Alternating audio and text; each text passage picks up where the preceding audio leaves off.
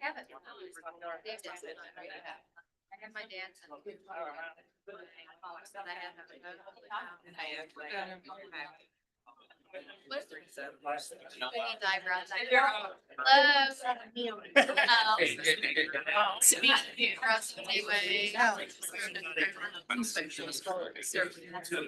She's recently down. Yes, it shows up. There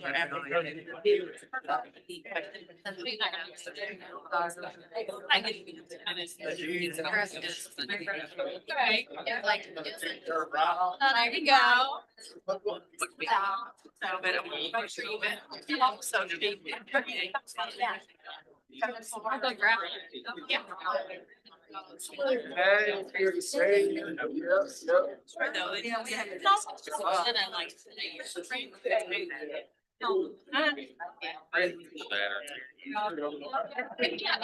All right, let's begin our meeting going. So let's all stand. Mayor PeADD Armin will say our pledge and Judge Jerry Gill America. Pledge the flag.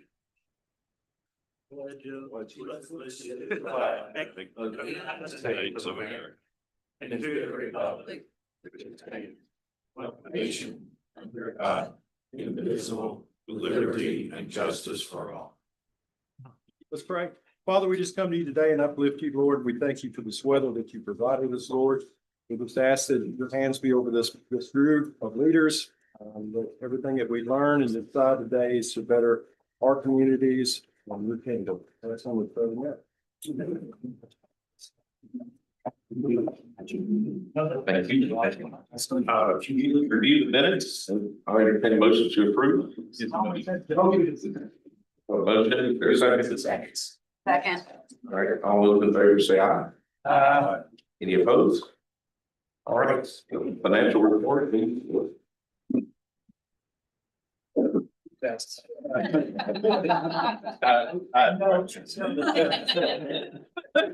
You're bored, but still no.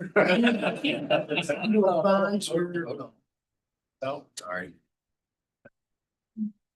Your board packets, you will find your monthly financial reports. As of August, we should be at 16.67% of the overall budget. You will notice that our actual expenditures reflect 11.06 of the budgeted amounts, and all line items are within approved thresholds. On the revenue side, 6% of the budgeted revenue has been invoiced as of August the 31st. Mr. Chairman, if there are no questions or corrections, the financial report is submitted for approval. Motion to approve. Second. All right, we got a motion and a second. All those in favor say aye. Any opposed? All right, thank you. All right, moving to our federal and state reports. First up, Ms. Morgan out with McConnell.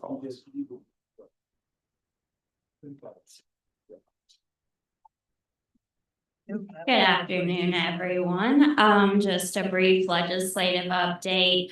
The Senate is back in session after August recess, and of course, all eyes will be on that September 30th government funding deadline. Some iteration of a continuing resolution will be needed. What exactly that looks like, what they might pair it with, I still all up in the air. Non-budget related matters, over the next couple of weeks, you'll see the Senate wrapping up the National Defense Reauthorization Act. That will be on the floor this week, as well as nominations. You may be seeing some headlines about the Senate considering a possible rules change to speed up confirmation of some lower level presidential nominations. So stay tuned on that as well.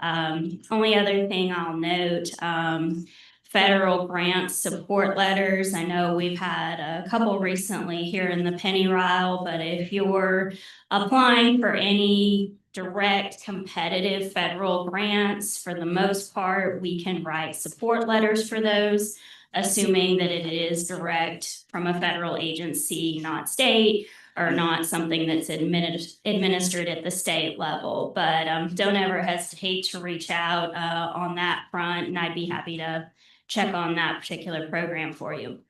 And that's all I have. Thanks. Thank you, Morgan.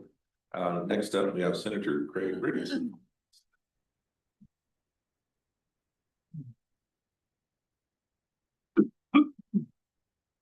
Good afternoon, everybody. Like any good politician, I'll take the opportunity to take the mic just for a minute. I do apologize for my dress. I'm wearing my Jason Petrie special today.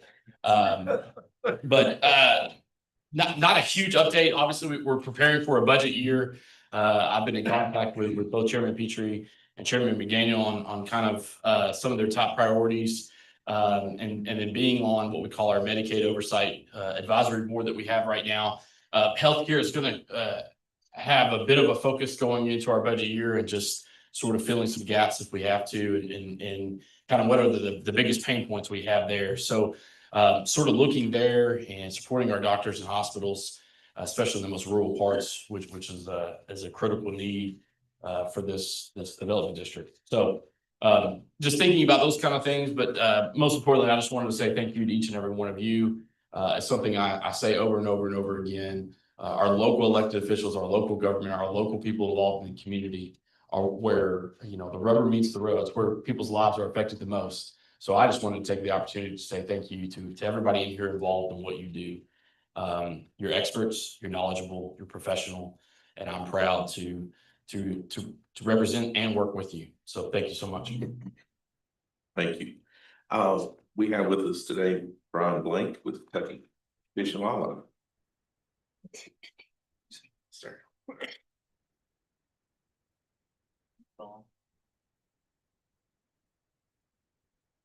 Thank you, Jason, Mr. Chairman. Good afternoon, everyone. I just want to let you know, I've got some hunting posters here.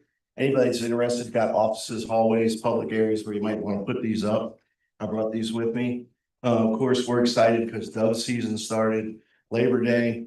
Archery season started this past weekend. And with the cool weather, we've had a really good harvest.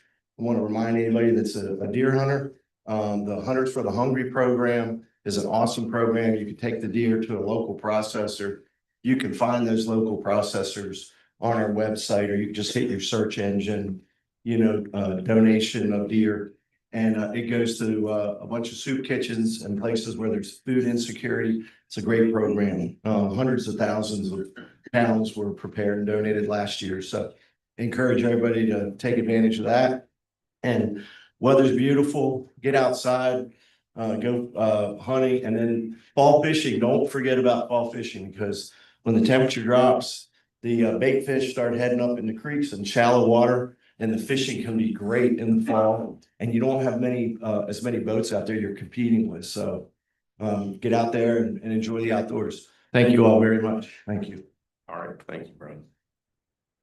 Moving to staff reports, first Community and Economic Development, Amy Brooks.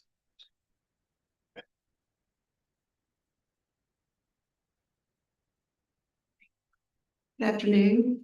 Got just a few reminders that I want to bring to your all's attention. Just remember that the Economic Development Administration currently does have their FY25 Disaster Supplemental Program open. This is quite a bit of funding. It's about 1.4 billion that they have available for projects that transform local economies after disasters. There are 3 paths that they have under this program. The readiness path, which is for non-construction projects. Implementation path, which is a standalone construction and non-construction project. Or an industry transformation path, which could be multiple projects rolled up into one. This funding is going to be awarded on a first come, first served basis. So we do encourage you all, if you have projects that fit within those categories, to get those in as soon as possible.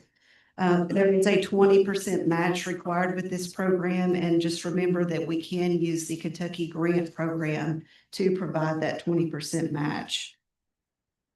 In your packet, you will find the Intergovernmental Review Report for the last month. If you have any comments or anything to add to those projects, please let us know. And we'll get those comments included in the e-clearinghouse review process. Please mark your calendars for November the 13th at 1 p.m. here in this boardroom. The Kentucky Office of Homeland Security will be hosting a cyber workshop and tabletop exercise. This training will be eligible for 3 hours of emergency management and DLG training credit. So it's as we're nearing the end of the year, if you need those training hours, please put that again on your calendar. If you have not already, please take a few minutes to complete the KYTC Rural Conservation Survey. This is a recurring initiative by the cabinet to collect input on their transportation planning process. This survey is conducted every 5 years, and it's for them to gather a better understanding of the transportation needs that are out there. We are currently in 3rd place as far as ads are concerned, behind Northern Kentucky and Purchase. So we want to be number 1 on that list. I think as of this morning, we had 8 of 9 judges responding, and I'm not sure of the count on the mayors, but again, if you all would take just a few minutes to fill that out, those surveys should be completed by October the 1st. Then lastly, if you notice over here in front of Jason, there's this little class award sitting there. Last week, we attended the Kentucky Emergency Services Conference in Louisville, and we're presented with the Kentucky Emergency Management Agency's Catalyst Award. This award is given to an individual, group, or organization that recognizes efforts that are an agent of change in the emergency management realm. And so we were nominated by our local emergency managers in recognition of our contributions with our disaster resiliency coordinator efforts, as well as the drones that we helped procure for each of our 9 emergency management offices. So we do appreciate that partnership we have with those 9 county emergency management offices, and we appreciate them recognizing us at a statewide level. That's all I have. Thank you. To quote on those surveys, you said we were in 3rd place. To quote Mayor Cotton, if you're not first, you're last. Oh, that was Ricky Bobby, actually, right?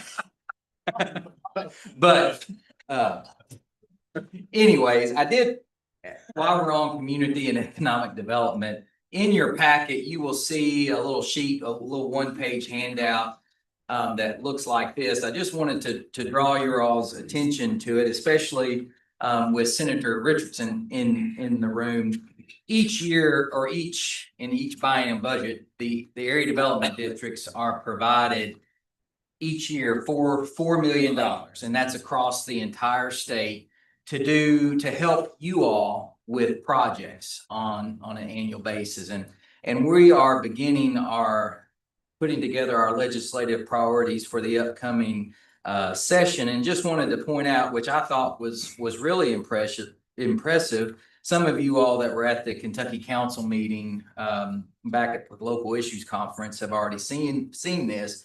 But if you look at the total number of projects that the 15 ads across the state are working on right now, and if you look at that dollar amount, $4.2 billion that the ad districts across the state are either in process of development or administering right now, or closing out here real soon. So I like to say, if you're talking about return on investment for the state, Senator, for $4 million and getting a return of almost $4.2 billion, I think that's one heck of a return on investment. So I just wanted to showcase, and you can sort of see what that project numbers look like since FY22, going from the level it was then to FY25 now. And Amy, correct me if I'm wrong, but of that 4.2 billion, we represent almost $500 million, about 500 million of that. So good job to our community and economic development staff, and good job to you all for working on projects that are going to enhance the quality of life for the citizens you serve. So just wanted to bring that to their attention. Very good. Okay, moving to Health and Family Services, Amanda Stokes.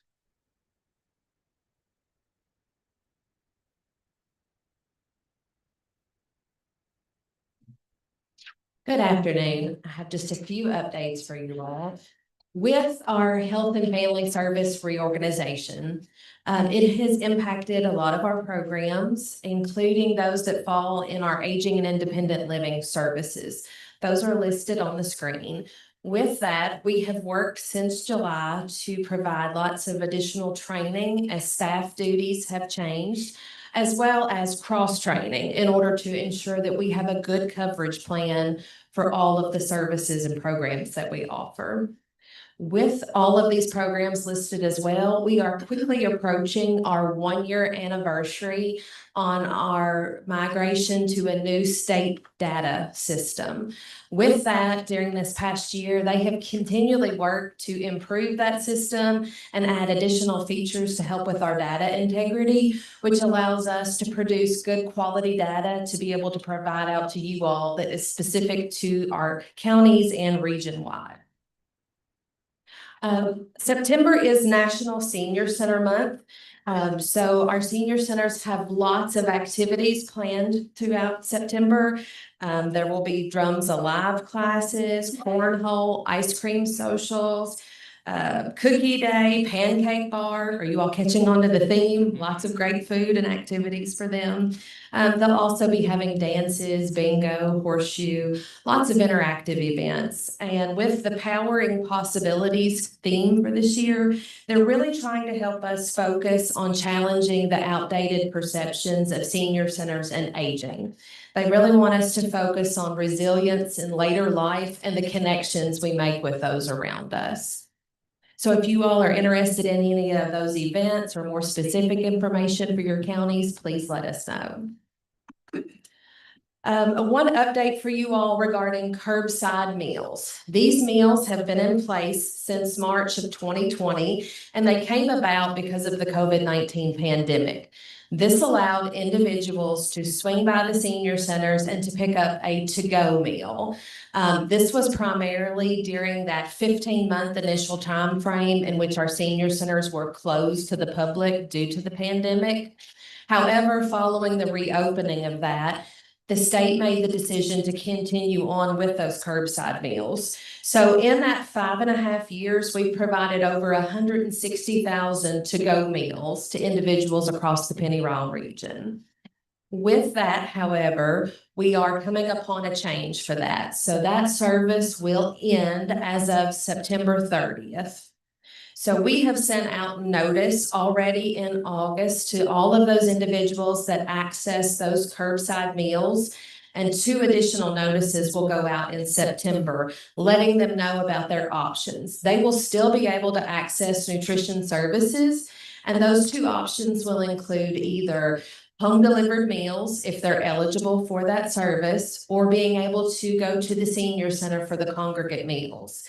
So far, out of the roughly 180 curbside participants we've served over the last couple of months, we've only received about 20 referrals so far of individuals who want to access the home delivered meals. So we are hoping to see an increase in participation across the region at our senior centers.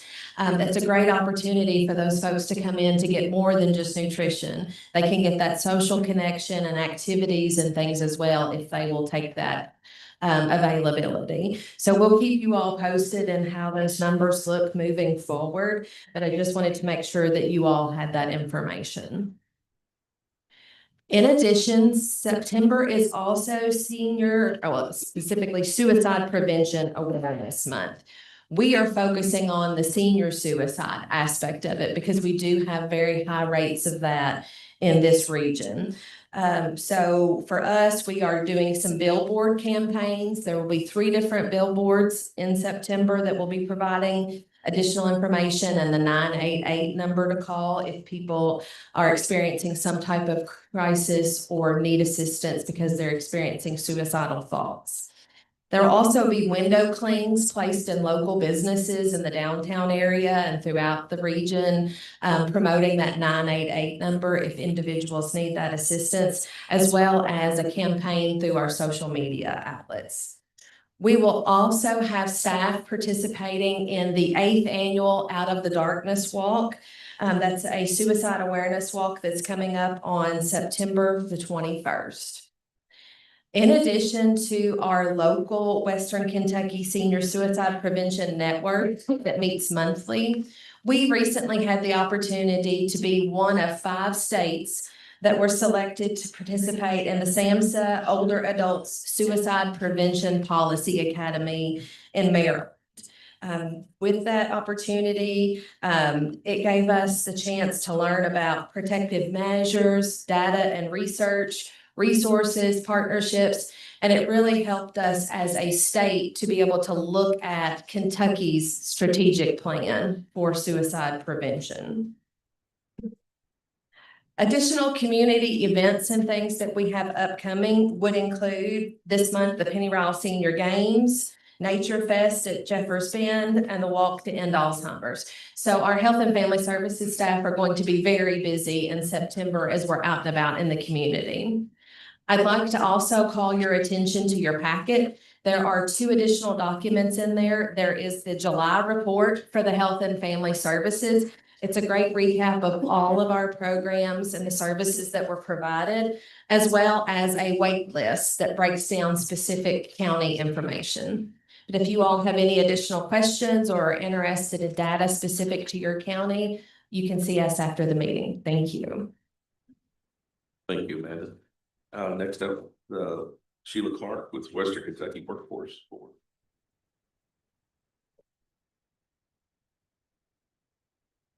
As I was sitting there, I was thinking about how much resiliency I had as a senior citizen. So maybe I can make it through this talk for just a few minutes. I'd like to thank the judges for all your help in attending the Workforce Consortium meeting. We did have to elect a new chief local official to represent the Purchase counties, and Judge Terry was honored with that selection. And as always, Judge Humphreys, thank you for being the Penny Ryle chief elected official. He's at most of our meetings and events that we have out there. We took that opportunity to remind the judges of all those different agreements and partnership pieces of paper that they signed over the years. And we took that opportunity to update a few issues with that. And then we also want to remind you again today as local officials, if the storm grants that we have just received, if you still have some cleanup you're doing from even last year, some events, but mostly for this year activity, then we'll help you try to find some workforce to go along with that cleanup. Next board meeting date that we have is September the 30th at 10 a.m. in Paducah at the Emerging Technology Center. And we'll be going down there for that event. Of course, it's always virtual as well as in person. So if you'd like to join us, we invite you to get on our list, and we'll send you that information. We have some comments and updates from Becky Wells today, and then while Becky is coming up, I'll talk about our youth programs that we have with Workforce. I wanted to mention that Derek Poor had a comment to make about an upcoming event. Derek? Hey, everybody. Good to see everybody this afternoon. Did not make it in your board packet, but handed them out prior to lunch or during your lunch, I'm sorry. Is the 4th annual Veterans Employment and Training Symposium taking place November 3rd in Versailles, Kentucky. If you can make it, we'd love to have you there. Some speakers that we anticipate having are going to be the Garrison Commander for Fort Campbell and Fort Knox have been invited, as well as the Transition Office Directors for both installations. So if you can make it, we'd love to see you there. If you want to share it with any of the employers or business organizations in your community, we would love that too. Becky Wells. Hi, I just wanted to tell you a little bit about the youth program. So far this year, we are currently serving 43 of the 90 new participants that we will serve this year, along with 87 who are in follow-up services. We have one in-school provider, that's Christian County Public Schools. Kelly Gates works with 16 to 18-year-olds who she provides workforce preparation, career exploration, and work experiences. The work experiences are phenomenal. Wish we had more funding to do more. Our out-of-school providers are Hopkinsville Community College, Madisonville Community College, and West Kentucky Community and Technical Colleges. Through those three, we provide short-term training in high demand sectors, welding, CNA, phlebotomy. We already this year have someone who has come out of his welding training, and Tom went to work last week through an OJT, through an on-the-job training experience. So it helps the employers, it helps the participants, it helps their families and our communities, obviously. All of those programs are through our WIOA funded, but they are addressing other barriers at the same time. What has made a difference this year is being able to co-enroll our youth programs with Putting Young Kentuckians to Work. The Putting Young Kentuckians to Work program was funded by the Kentucky General Assembly, who had one goal: put our youth to work. So West Kentucky Workforce Board decided that our focus would be through short-term training and assisting them to get to work through on-the-job training and other work experiences. So that has been a game changer, because our youth would not have the funding for the training that they're getting because of this. So thank you to the General Assembly. Thank you to all of our legislators for that. And we are in the second year of this funding. We are hoping that that will continue, so that we may continue to help these people and our communities. We currently have served or are serving 92 people from July 1st of 24 to now. And that was ramping it up and starting it from scratch. So it is making an impact, and we appreciate it. You do have 2 flyers in your packet. I encourage you to follow the QR code, share it with everybody you know, and there's more information. We would love to help more. So please share it. I'm happy to speak with any of you if you'd like more information. Becky, correct me if I'm wrong, or Sheila or Tammy, but this doesn't just, it's not just necessarily for businesses. It can be for county government. It can be for city government. We presented this as well, or they presented this as well to the Water Management Council meeting that was had a couple of weeks ago for your systems, for your utility systems. We all know that they are needing additional workers as well. There's a lot of individuals that are transitioning out there and retiring. So this is an opportunity for each and every person in this room and each and every entity that's in this room. So remember that as you're going forward. And also, if I may, Putting Young Kentuckians to Work has allowed us the flexibility to work with people with some other training that we couldn't afford otherwise. Lineman training. We have several who are going into that. It's important in all of our communities that we continue to move forward, and we are happy to help in any way.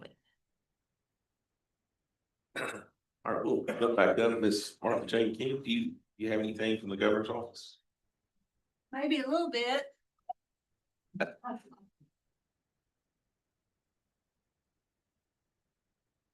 Thank you, Mr. Chairman. Pardon me, it's seasonal allergy time, you all. First up, Todd County, Speed to Market Initiative is over $700,000 of funding was approved for site and building development projects in Todd, Breckenridge, Washington, and Kenton counties. The state Speed to Market Initiative supports the development of build-ready sites for industries looking to establish facilities in Kentucky. Todd County is going to be using their money for diligence development and the property adjacent to the John Walton Industrial Park. Point of personal pride, John Walton would be tickled to death. I will have to say that. Last week, Governor Bashir joined local officials and representatives from the Hope Initiative and gave keys to new homes in Princeton and Mayfield following the 2021 tornadoes. The homes dedicated in Princeton and Mayfield were constructed by the Hope Initiative, a nonprofit partner who has helped build 55 homes here in Western Kentucky. Funding was made available through the Team Kentucky Tornado Relief Fund, which has committed over $23 million to help build 250 homes for tornado survivors in Western Kentucky. And lastly, a little fun piece of information. In Muhlenberg County, a United States veteran, Scott Johnson, who was diagnosed with lung cancer and had a bucket list of he wanted to ride his bicycle, not bike, but bicycle across the country. And it broke down in Central City, and it was gas powered. So along came Crystal Chapel and Chad Chapel, and you all know them. And so they decided we need to help this guy out. So they got online and started raising money, and they raised over $1,000 to buy this guy a new bike to send him on his way. So he and his dog Lulu continue to go across the country. So, you know, we all have great hearts and great giveness. So as a society, I feel like we're judged by how we treat veterans, seniors, children, and disabled people that need our help. And then some other people need to get up, get out, and get a job. Thank you. That's all I have.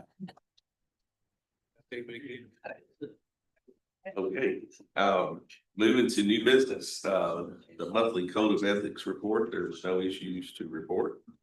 And now to our guest speaker, Sam Flynn, the Executive Director of Kentucky's Pre-K for All Initiative. On June 1st, Governor Andy Bashir named Sam Flynn as the Executive Director of Team Kentucky's Pre-K for All program, also serving as a special advisor and deputy counsel to the governor. In his capacity as Executive Director, Flynn leads Kentucky's statewide initiative to expand the high-quality, publicly funded pre-kindergarten program, emphasizes supporting working families, reducing child care burdens, and bolstering long-term educational and economic outcomes across the Commonwealth. Please help me welcome Sam Flynn.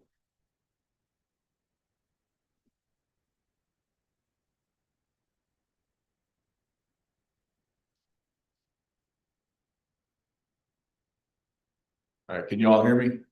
My voice is a little shot too, maybe not from allergies, but from the UK ball game this weekend. I think everybody was hollering at that one. My name is Sam Flynn, as you heard. I'm Executive Director for Kentucky's Pre-K for All program. Today, I'm here to talk to you all a little bit about what our Pre-K for All initiative is and what it could mean for the Commonwealth of Kentucky. So back in June, the governor issued an executive order creating the Team Kentucky Pre-K for All Advisory Committee. And today what I'm going to do is I'm going to walk you through sort of what we've done, where we're at right now, and where we're going with this initiative. And I want to talk a little bit about Kentucky's pre-K program. So first of all, our mission is to ensure that all of Kentucky's 54,000 4-year-olds have access to preschool. This is not a new program. Can y'all hear me? I don't like my phone. This is not a new program. Kentucky's had a preschool program for about 30 years or so now. We've had one since the passage of CARA. We fund it through state dollars every single year. We've done that since that time.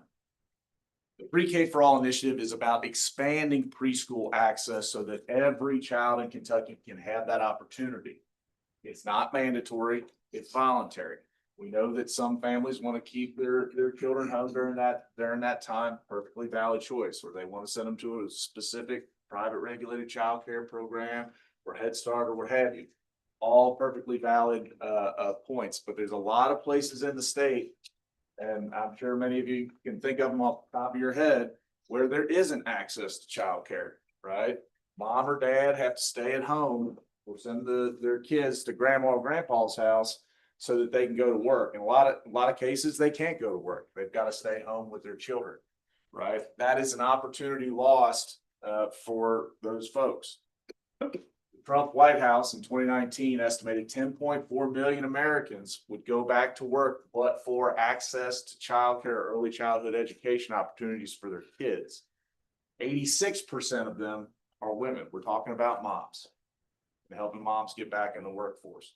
We're also talking about educational outcomes for kids, right? So what are the benefits of pre-K for all? Why are we doing any of this, right?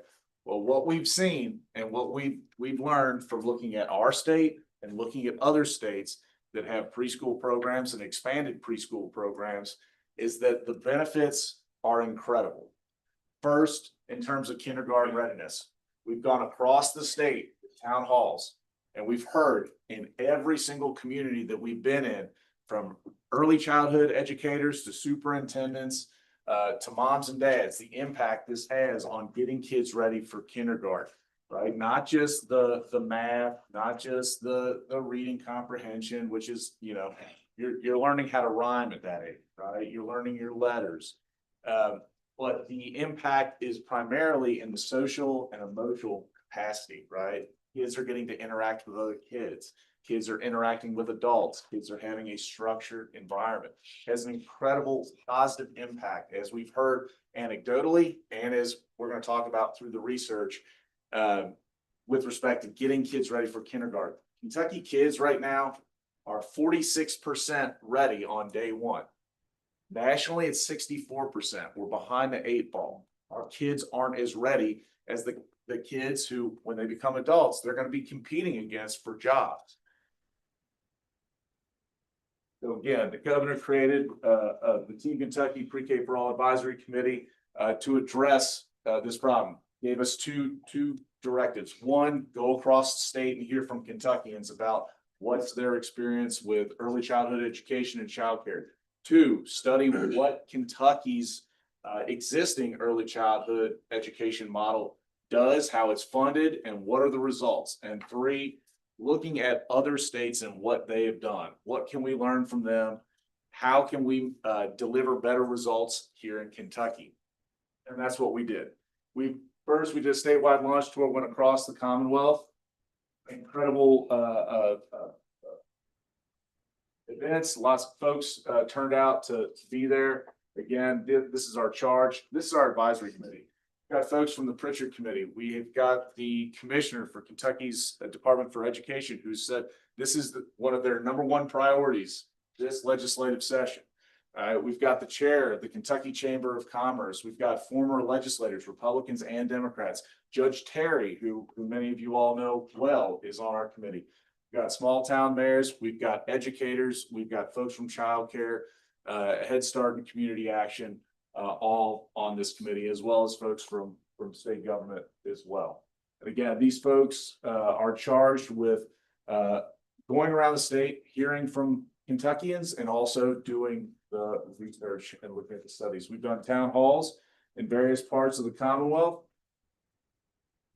and we've done advisory committee meetings. And this is where our committees hear from the experts. I'm going to go over some of the research that we've seen with you all and talk about the impact that it's had. 1, on children, 2, on families, and 3, on communities. Right? So these are the 3 main places where this has an impact. On families and kids, on workforce development, and on our communities. First is academic outcomes. So benefits kids, as I mentioned, 46% of our kids are ready. National average is 64%. This is our kindergarten readiness rate in Kentucky. There's some bright spots here. Anything in green is over 50% ready. Okay. There's a lot of places we need to do a lot of work. This is the Pennyroyal area, and I'll make sure you all have access to this. There's a lot of really great information specific to this region. Want to make sure you guys have that, not just on kindergarten readiness or pre-K, but also for childcare and the cost of childcare. So a lot of really great information here, and I'm not going to dwell too much on that. But we know that just in Kentucky, the kids are 54% ready for kindergarten if they've attended preschool in Kentucky. to be eligible. So right now, 14,500 of those 54,000 kids, so right around 27%, are eligible for state-funded preschool. You'd be eligible two ways. One, you have a qualifying disability that allows you to participate in the program. Two, your family makes under 160% of the federal poverty line. It's the only way that you can be eligible for state-funded preschool. A lot of school districts are eating out of other parts of their budget to expand preschool access on their own. And they're doing it because they've seen these kinds of results, right? The largest one being in Clark County, George Rogers Clark. I spoke with their superintendent last week. They talked about they're making a major investment at the district level to do this. But not every school district can afford to do that. Little Lee County in Eastern Kentucky might not be able to afford some of the things that Clark County might be able to. So we want to do this through state funding. Second, improves kindergarten readiness, sustained academic benefits over time. We're going to look at that for a moment. Broader developmental gains. So this is from Alabama.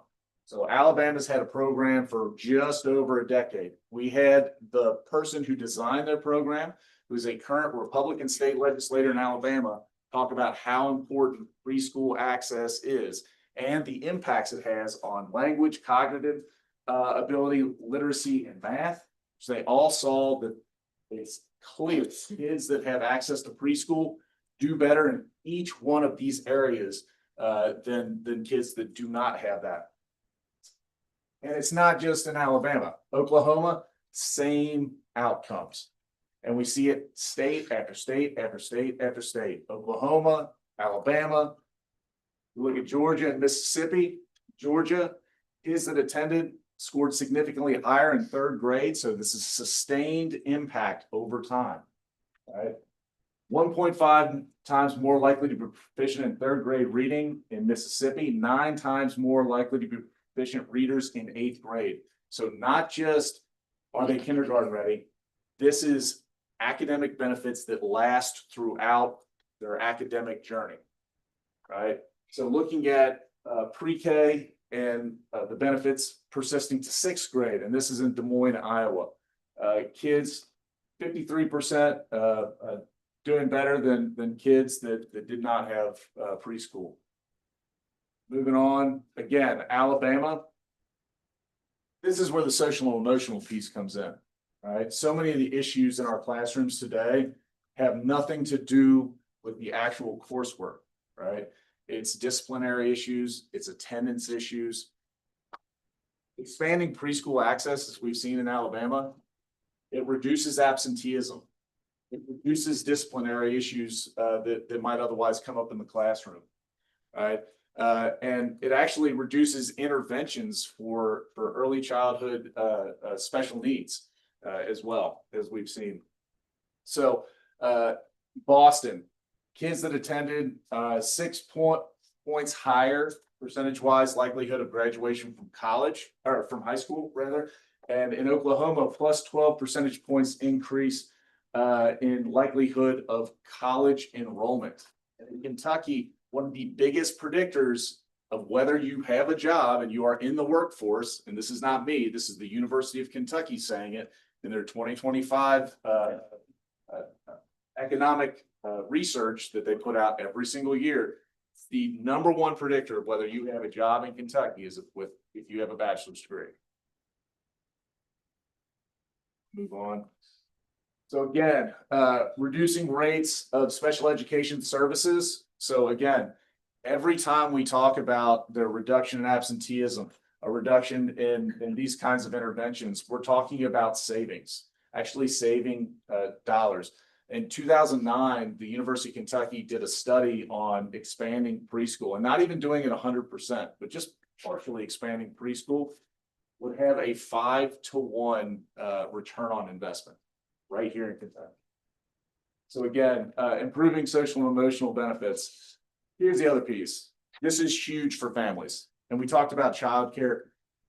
Childcare is a huge driver of reduction in workforce because parents are staying home, stay with their kids because they cannot afford to send them to, childcare, if they can even find childcare. This 2021 numbers right here, 2025, so it's gotten a little bit better. But we're already, and when we talk about childcare deserts, it's sort of a misnomer because we're defining success, which the green spots here, there's one seat for 3 kids. That's success, right? So 2/3 of the kids in the success counties have no access. Okay. So this is not really a great indicator of where we are as a state, because these ones in the red, it's 6-1. Okay. So again, here's where the childcare providers are here in the Penny Ryle area. A lot of great data. Again, I'll make sure that this gets to you so you guys can take a look at that. This shows that in Kentucky, our median income, 62,000. When we look at this and look at other states and what they're doing, we're looking at our peer states. We're looking at states like Oklahoma, West Virginia, Alabama, South Carolina, places that are geographically and demographically similar to us. Georgia. As you can see, Kentucky's right there in the middle in terms of how much people are making. But then when you pull up how much they're spending, we're making about the same, or maybe a little bit less than some of our peer states, and we're paying significantly more for childcare. As you can see here, as a percentage of median household income, a lot of places in the state. So if you look at the Two Rivers area, you're looking at a 13% median household income. The Lakes area, 13% of median household income is spent on childcare here in Kentucky. And again, this is taking into account all the families, including the ones that are not spending any money on childcare. So significantly a large portion of people's take-home pay is being spent on this. Again, a lot of great data. Here's what I'm talking about. We're spending more than all of our peer states on childcare. Right. So significant portions of our families take home pay. We had a mom at the Moorhead event that we had talk about, look, I'm spending $10,000 a year to send my child to childcare. I would love to be able to send them to state funded preschool. You know, what I could do with $10,000 more in my pocket each year. That's a 529 college savings plan. I could literally pay for my child to go to college by saving this money now rather than spending it as she's currently doing. Again, workforce participation among mothers, just a 10% reduction in the cost of childcare. We're not even talking about expanding preschool access. Just a 10% reduction in the cost of childcare increases maternal employment by up to 2.5%. That's huge, huge numbers, especially when we talk about the real impacts. So expanding preschool, this was a study done by Yale in Connecticut, 21% increase in earnings during the pre-K years amounts to about $7,000, and that persists for 6 years. So think about it in terms of an actual person, right? Mom has to leave the workforce. She's got to stay home with the kids, right? She's now missed promotional opportunities, potentially, right? She's missing out on all of those earnings. And now when she goes back to the workplace, right, and says, I want a job now that my kids are back in school or what have you, she's got to explain a gap in her resume, right? That's an issue. That's a significant issue, and it's hurting Kentucky families particularly, but it hurts families all across the United States. This boosts take-home pay, right? So not only is it saving parents money from spending it on childcare, but also is helping moms and dads get back in the workplace and earn extra money as well. Study again from the National Bureau of Economic Research, $9,000 per year. That study came out this year, right? And it's studying the states that we're looking at, like Oklahoma, Alabama, South Carolina, et cetera, and so forth. In Colorado, estimated $7,000 per year saving on childcare costs. So it doesn't completely wipe out those childcare costs. So, you look at things like summer care, after school care, things like that. So families still pay some money on childcare, but this takes a significant bite out of that. benefits communities. So talking about workforce participation. This is from the Wall Street Journal a month and a half ago. Parents, and this is why is pre-K good for a parent's career? They're more likely to participate in the labor force, more likely to work a single job instead of 2 jobs, fewer gaps in their career, and less likely to switch industries, right? This creates stability in our labor force. We had the presentation earlier, and I think it's a great one, talking about all of the economic development happening here in the Commonwealth of Kentucky. What are the first couple things that people ask? Well, how are you going to fill those jobs and who's going to fill them? Right? This is a workforce development program just as much as it's an education program for our kids. This is our workforce participation. Some really great spots, some really rough spots. And then when you look at it versus our peer states, all right, we're doing better than West Virginia. We're doing about as well as Tennessee, but we're behind the 8 ball on Ohio, Indiana, Illinois, Missouri, and Virginia, and we're competing with them for new investments. Every single time we talk about new economic development and who we're competing with, these are the places we're competing with. Tennessee and others as well. When new employers come to the Commonwealth, Candace McGraw, she's the former chair of Kentucky's Chamber of Commerce, and she ran CVG, the airport in Northern Kentucky, said, look, there are 3 things that new employers ask about when they come to Kentucky. Right? Before they relocate their business, they say, what are you doing about infrastructure? Right? And there's a lot of great work being done on that, certainly. They ask, what are you doing about housing? And they ask, what are you doing about childcare and early childhood education? Right? That third part is what we're trying to address. Estimated between 40 and 70,000 Kentuckians would return to the workforce if we provide expanded pre-K access. That's a huge number. I would challenge anybody in this room and anywhere in the state, another policy that is being talked about in Frankfurt or anywhere else that is going to get that many Kentuckians back to work sooner rather than later. There's just not one that's being talked about anywhere in the state that will do this. Again, creating new jobs for educators. So this is not just jobs, period, but creating jobs in education, right? It's almost if you build it, they will come. You create more classrooms for people to be educated in. That's a driver for teachers and an opportunity for people to teach. And they saw a significant growth in Alabama classrooms. Again, in terms of the return on investment, the ROI is biggest with parents. We've got a gradient up here so you can see sort of what the biggest impact is. It's parents' earnings and increased tax revenue, right? This is a program that's going to be focused on primarily working families. If you're a poor family or your child has a disability, you already have access, right? But probably to Head Start and to this. If your family is wealthy, you probably already have your child or your kids in some private regulated childcare and getting them the best thing that you can possibly get them. This is for the families that are in between. This is for the working class families and the middle class families who spend their money immediately and locally. Parents' earnings and increased tax revenue, reduced reliance on other social programs. We're going to talk about that in a minute, and increased earnings for the children who actually participate in it.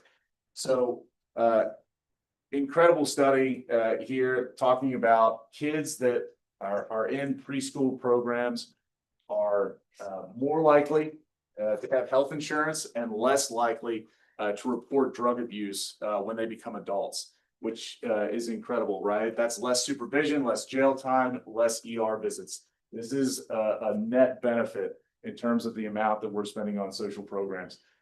Some other ones that we have here, kids reporting that they're in good health versus not, employed versus not, the percentage difference between those who were in these preschool programs versus not. And we can go on and on and on about the data, right? There's Candace McGraw there, Judge Pendry, Campbell County Judge Executive, who has just endorsed as of this morning, about 15 minutes ago, expanding preschool access in Kentucky. I think we've got over 30 county judges already signed up I think we've got 25, 26 mayors, starting with the largest cities in Kentucky and moving all the way down through our smaller towns. People support this initiative because it's good for families and kids, and it's good for our communities. I want to talk for just a minute about what's next and where we're at. We're currently drafting a report that our advisory committee will review, approve, and we'll send it to the legislature ultimately this fall. The governor's office will get a copy. That's our directive. Provide him with this report, and the governor will then issue a plan, a legislative package to the General Assembly.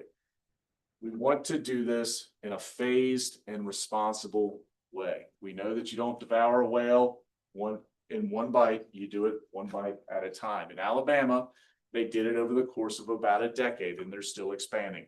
That is what we hope to do. So we're not going to walk over to the legislature and ask for the moon.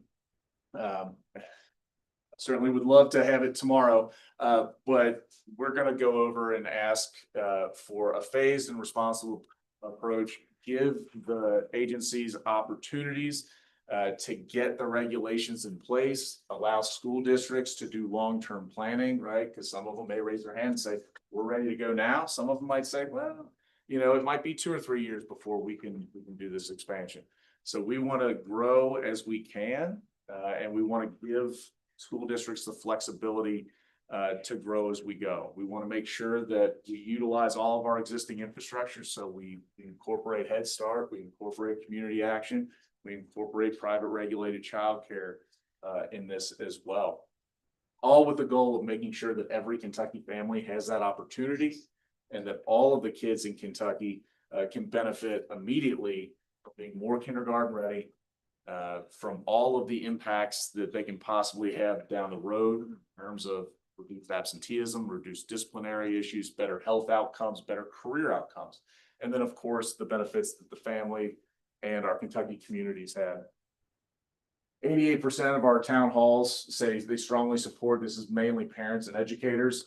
There's a similar poll that's out there that is of superintendents. I can tell you over 90% of superintendents support expanding preschool access immediately.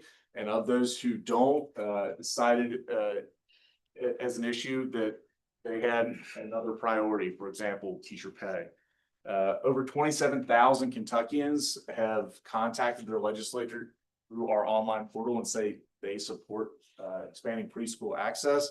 I apologize to you, Senator Richardson, for doing that. I'm sure your inbox is blown up, but we certainly appreciate your time and your attention to this as well. And we want to make sure that the Kentuckians' voices are heard, and I know that you certainly can appreciate that as well.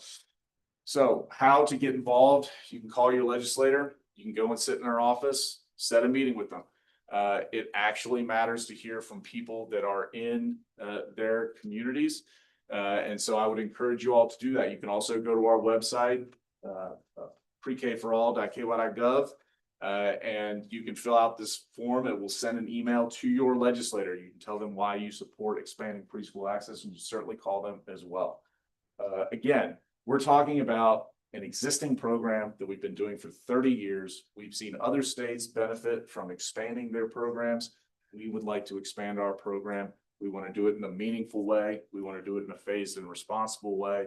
And we want to see the benefits and the results that other states are seeing so that we can continue to do right by our families. I want to open it up for questions. I know I took a lot of time and I apologize, but does anybody have any questions about what I've said here? And certainly if you have questions offline, I can address those as well. What about transportation for these children? If they're only going a half a day, how are they going to get back in? So this is a great question. So we basically get 3 primary questions. One's about transportation, one's about facilities, and one's about staffing. Great question about transportation. We're looking at a model where kids would have more time and that there would be, with private regulated childcare as a partner, an opportunity for wraparound care. So kids would not have to be transported, 3 times during the day. It's transported twice during the day, right? In the morning and in the evening. Does that make sense? Who's transporting them? Like, do you have School public districts. transportation? Okay. School districts. So if the state gets in the daycare business, what's gonna happen to these private daycares? Will it cause their tuition rates to go up? Put additional pressure on those that would stay? So this, Essentially, you're taking 20% of their. so this is a question, the question was, what happens when the state gets in the daycare business? First of all, this is not daycare. This is preschool. Kentucky's been involved with preschool since 1992. We do it for 14,500 kids every single year, and we've been doing that since that time. This is expanding preschool program, which is an educational program. Secondly, under current law, private regulated childcare can actually partner with, and school districts can partner with private regulated childcare to provide the wraparound services.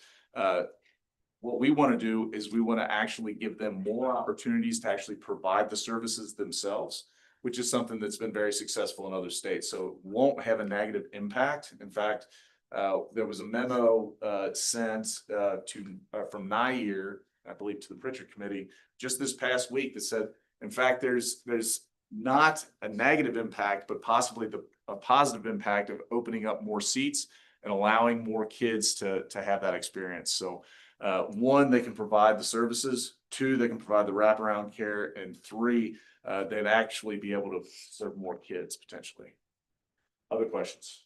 Sam, with respect to the slides that you showed, the cost of childcare in the state of Kentucky, which is the state you were comparing to. Yep.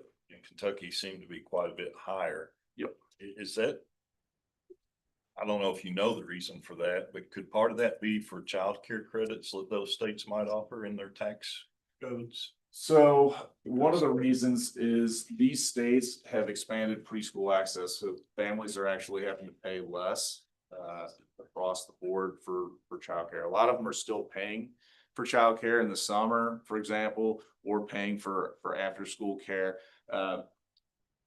In some of these states, they certainly do have different programs to help address some of this. The other thing that is a huge, it's ultimately comes down to supply and demand. We just do not have the depth in our childcare industry to provide all the seats necessary, as I showed you earlier, which means that the cost dramatically goes up. Yep. Thank you. Other questions? Yes, sir. What would be the initial ask for the Kentucky General Assembly? I mean, what's a bottom line, maybe dollar figure to get this started? Yeah, so currently the state invests about $87 million a year to serve those 14,500 kids. Okay. That's 27%. But one of the best programs in the country would be between 60-65%. We're talking about 18,000, 19,000, 20,000 more kids. And that's if they decided to enroll. There's a lot of states that are certainly less than that.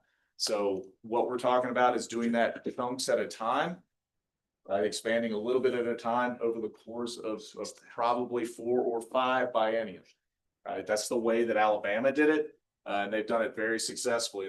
That's allowed them to modify the delivery as they've gone along, and also ensure that the budget requests are not significantly higher each year. So I would imagine the number that you traditionally see out there is 100% eligibility and 100% enrollment, right? So if every single 4-year-old, all 54,000 were to do it, it would be like $172 million. We know that at most 60% will actually attend, and we don't want to actually grow to that until we get to that 8-10 year mark. So significantly less, but we want to make sure that it's a responsible ask and one that is measured, that will grow over time. Right? That gives the General Assembly the ability to look at the budget numbers and all the priorities and make responsible decisions over the course of the next decade. But again, taking a smart step in the right direction. And then, of course, letting them lead the way on policy. How will you choose the rollout process? Like what counties participate? So that's a great question. So one of the things we've done is go district by district and talk to them about when they can be ready. And that's something that we'd use in our calculation for the first time. So first year, likely no budgetary ask, a very, very small one, right? Let KD put the regs together. Then build in long-term planning for school districts, right? So they can tell the General Assembly, hey, this many are gonna be ready in this year, this many are gonna be ready in 2029, this many in 2030 and 31, and so on and so forth. And that way, the General Assembly knows what the budgetary ask is gonna look like as we move into the future, right? So again, starting small, but taking a meaningful step in the right direction. If local school districts need facility expansions, how do you see that being financed? So this is another good question. One of the things that we're looking at is looking at a separate pot of money that school districts would be allowed to apply to. So that, for example, if let's say they have the room, but they don't have something the regulations require, like that bathroom that's got to be attached to the room for 4-year-olds. This would allow them to apply, dip into that pot of money, and ultimately build that facility. The other thing is by allowing school districts to partner with Head Start, Community Action, we can actually leverage facilities that are already built or already performing elsewhere, right? So school districts can certainly do that. I know in Clark County, for example, and Boone County is looking at doing this as well. But in Clark County, they actually built an early childhood education center where a lot of the employees are state KDE employees or district employees. And then a lot of the folks that come in to provide the wraparound are actually private regulated childcare folks. So that's one way to certainly do it. Another way is kind of outsource, like use your infrastructure, and another way is to be applied to that fund to build more facilities. Other questions? Yes. Okay, Sam, I was with the Lieutenant Governor in Allen County and we were at a Head Start facility. I had updated it and I was talking to the Head Start director and discussing. She said, I don't expect anything to happen to Head Start because a lot of people, I taught Head Start years ago. A lot of people have said, oh, it's going to knock out Head Start. Just as reassured that you guys are working with Head Start. She said, we would be glad to take 3rd graders. Yeah. So, yeah, you're talking about the 3-year-olds. Yes. Be glad to take. Sorry. Yeah. Yeah. So Thank you, Sam. This does not work in conflict with Head Start. It actually works together with Head Start. So Head Start currently serves about 6,000 4-year-olds currently here in the Commonwealth of Kentucky. They do a great job. We actually met with the Kentucky Head Start Association 3 or 4 weeks ago. I'm losing track of time. And Community Action about how we want to work together with them. Fully utilize federal dollars. Every single dollar we can get from the federal government to provide blended services, absolutely. Want to do that, but I want to be clear. The federal government's not coming to save us on preschool. They are not. Right?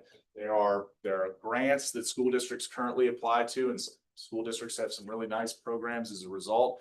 But every single year, they're back out there trying to apply for funding again for a block grant that may not be there the next time there's a federal budget. So this is something that we're going to have to do together as a state, that other states have done, and that they have seen tremendous success. And if we don't do it now, we're going to be asking why we didn't do it 20 years from now, while the states nearby are racing ahead of us. So I encourage you all, if you feel strongly about helping kids get a better education, helping families save money and maybe make some more money, grow our labor force and compete with our neighbors to the south, the north, the east, and the west, please talk to your legislators about this. We've seen a ton of growing support for it, and we'd certainly love to have yours as well. Thank you all so much.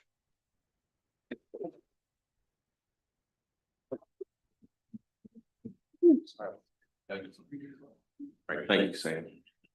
Now we'll turn it over to our director. All right, well, thank you, Mr. Chairman, and thank you, Sam, for being here with us today. I just have a couple of items I want to bring to your attention, but the most important thing that I have on my list today is introduce a new employee, and that is Maria Brown. Maria, do you mind stand up for us?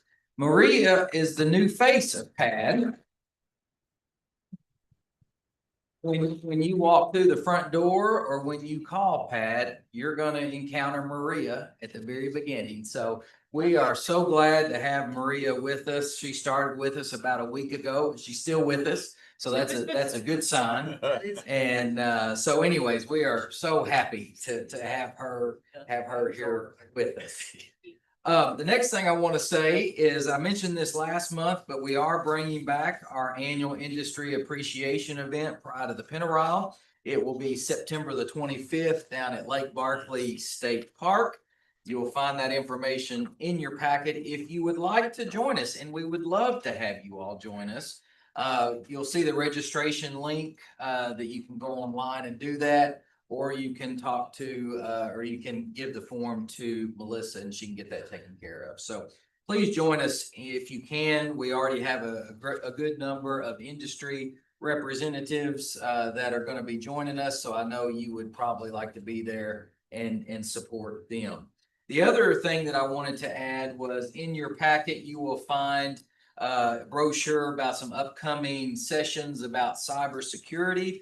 Workshop here in Hopkinsville. They're going to have an event on November the 13th. And I also saw that they're trying to annex Todd County over into Barren River. We're going to have a little conversation about that. We get left out a lot. Oh, now. But anyways, November the 13th here at our office at 1 o'clock. There will be a workshop about cybersecurity. So feel free to pass that along to anyone that you feel necessary. And then the final thing that I have, and I know that a lot of people will be upset about this, we will not be meeting next month here on our regularly scheduled meeting. Thank you, dear. I'll remember you clapping about that. We'll have a number of our board members that will be attending our annual NATO training conference. So we will gather back in November. Anybody have any questions for me? All right. Well, thank you all for your support and thank you for being here today. Need a motion to adjourn? Move. Second. And say run out. All right. First makes the motion. Thank you. Okay. Pre-roll, pre-game, and I tell you what. Still here. It's, Thank you.